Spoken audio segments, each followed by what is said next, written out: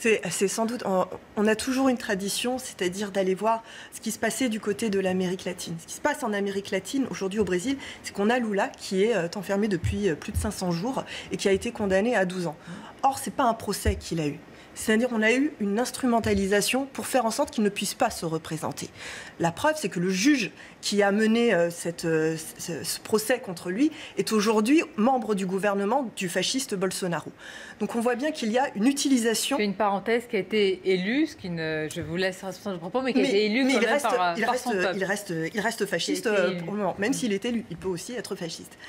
Et on voit bien qu'il y a une utilisation de la justice à des fins politiques. C'est ce qu'on appelle, nous, le lawfare. Alors, ce n'est pas que nous qui le disons, hein, c'est un terme qui existe de l'autre côté de l'Atlantique, c'est-à-dire qu'on utilise la justice à des fins politiques. Et ce n'est pas que Lula, c'est aussi Kirchner. Et effectivement, à un moment, Jean-Luc Mélenchon fait aussi le lien avec ce qui arrive à la France insoumise, puisque oui, là aussi, il y a eu une utilisation. C'est bien pour ça qu'il parle des perquisitions. Je suis sûre que certains téléspectateurs se disent « Tiens, ceux qui sont emprisonnés sont toujours de votre bord, comme par hasard. » C'est ce que vous défendez.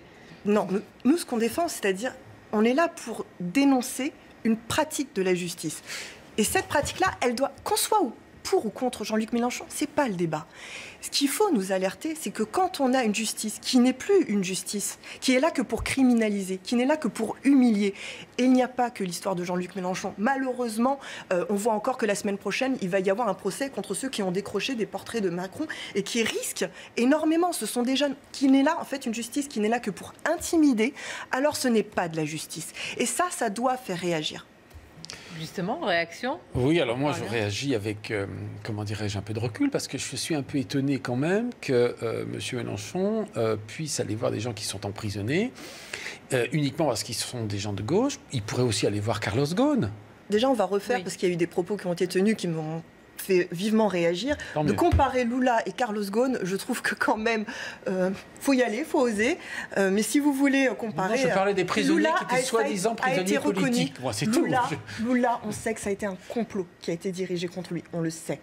On le sait. Donc, non, vous le dites. On ne le sait pas. Il y a eu des révélations de presse. Il y a eu des révélations de presse. L'enquête du juge anti-corruption aurait... Donc si vous voulez comparer Lula et Carlos Ghosn, moi personnellement je trouve ça très grave de faire cette comparaison. Je ne compare pas, je Ensuite, compare votre vous dites démarche que c'est un auprès combat des prisonniers dépassé, politiques. que c'est un combat du passé. Je vous le dis, non, ce n'est pas un combat du passé.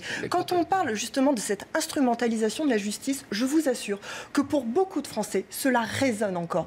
Pourquoi? Parce que justement, on voit qu'en France, et c'est bien pour ça qu'on fait le parallèle, oui, il y a une instrumentalisation de la justice. Et oui, nous devrions tous le dénoncer. Parce que derrière, cela appelle à une certaine, finalement, forme de notre démocratie qui est touchée. Quand on est comme nous, au cœur de nous, on demande qu'il y ait une anticorruption totale de nos élus. Total. C'est ce qu'on en a même écrit un livre. Jean-Luc Mélenchon en a même écrit un livre qui s'appelle Vertu. Parce que c'est fondamental. Les élus représentent le peuple. Ils ne sont pas là pour faire ce qu'ils veulent.